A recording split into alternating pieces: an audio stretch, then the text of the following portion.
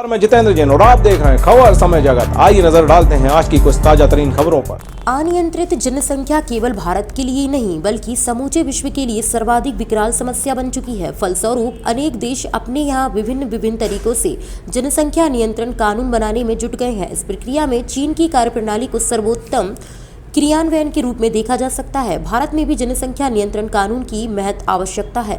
हमारे यहाँ हम दो हमारे दो का नारा विगत 45 सालों से प्रचलन में है, लेकिन उसे साकार रूप मिलना असंभव दिखाई देता है। कारण खुद को अल्पसंख्यक मानने वाला मुसलमान वर्ग संविधान को ताक पर रखकर जनसंख्या को लगातार बढ़ाना अपना लक्ष्य बनाए बैठा है। हालांकि ऐसा करके वह स्वयं के और अपनी आने वाली पीढ़ी के समक्ष रोटी, कपड़ा और मकान की समस्याएं खड़ी कर रहा है, लेकिन महजबी सियासत में मशगूल इनके नेता इन्हें जागरूक होने देना ही नहीं चाहते हैं, क्योंकि यह जानते हैं कि यदि कौम समझदार हुई तो इनकी सियासी दुकानें बंद होना तय है।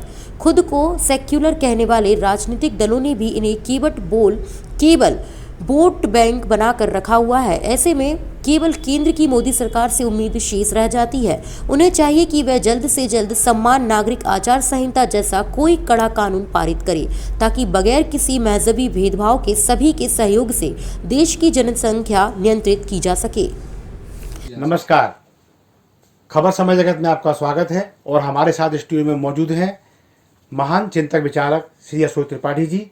अशोक जी का स्वागत है। और मेरा सवाल है कि जनसंख्या नियंत्रण को लेकर जिस तरह के निर्णय अखिल भारतीय स्तर पर लिए जा रहे हैं, उनमें एक वर्ग को लेकर अनदेखी चुभन करने वाली है। क्या सरकार को उसमें एक समान आचार संहिता को लाने के लिए प्रक्रिया शुरू नहीं करनी चाहिए? देखिए, सरकार की प्रतिबद्धता तो स्पष्ट है। देश की अखंडता, सुरक्षा और सामाजिक समरसता सरकार की सर्वोच्च प्राथमिकता में है, इसमें कोई संदेह नहीं। लेकिन सर्वोच्च प्राथमिकता में जिन विषयों को लेकर सरकार की प्रतिबद्धता है, उसमें जो चीजें बाधा हो सकती हैं, उनमें आम जन का एक दायित्व है, सरकारों का दायित्व है, राज्य सरकारों का दायित्व है, विधायकों का, सांसदों का, प्रत्येक व्यक्ति का दायित्व है कि सरकार को आगाह करे। आज की परिस्थितियां इतनी विचित्र और भयावह होती जा रही हैं, उनके चलते हुए जैसे कहते हैं ना कि सामाजिक समरसता, सामाजिक समरसता कब होती है? जब सारे समाजों की क्षमता बराबर होती है। बिल्कुल ठीक। अखंडता कब होती है? जब आबादी का भी संतुलन बना रहता है। स्थितियां यह हो रही हैं कि देश जिन परिस्थितियों से गुजर रहा है और सभी के लिए आवास चाहिए, सबको भूखंड चाहिए, सबको खाद्य सुरक्षा चाहिए, सबको रोटी, कपड़ा, मकान चाहिए, क्या कैसे संभव होगा?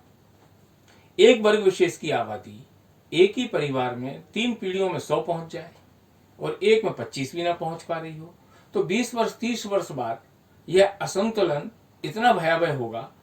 और हमें इसके पीछे उद्देश्य देखना चाहिए। जब हमने तय कर रखा है कि 1-2 बच्चे के बाद ये नहीं, उसके बाद ये नहीं, तो ये सभी के लिए क्यों नहीं? ठीक। एक देश में एक निशान, एक विधान, ये कैसे, क्या है? इसके कारण तो क्या होगा कि वो आम भारतीय के लिए मिलने वाली, एक परिवार मान लीजिए 1 किलो राशन देना है या 2 किलो राशन देना है, तो 25 के हिसाब से वो 6 कुंटल राशन ले जाएगा और एक परिवार 50 कुंटल राशन ले जाएगा। तो सामाजिक समरसता में भी बाधक है। जनसंख्या नियंत्रण कानून तत्काल बगैर विलंब के प्रभावी ढंग से सरकार को लाना चाहिए। किसी भी दल की कोई भी राज्य सरकार हो, केरल इस समस्या से जूझ रहा है, पश्चिम बंगाल इस समस्या से जूझ रहा है, बिहार जूझता नजर आ रहा है, कुछ दिन में यूपी जूझेगा, महाराष्ट्र जूझ रहा है, मध्य प्रदेश इससे मतलब होगा। और हमने देखा इस प्रकार के कांड होते हैं, इसके कारण गोधरा कांड हुए। कुल मिलाकर देश में ऐसी कोई व्यवस्था नहीं हो। और अल्पसंख्यक शब्द तब तक होता है जब कोई अल्पसंख्यक होता है।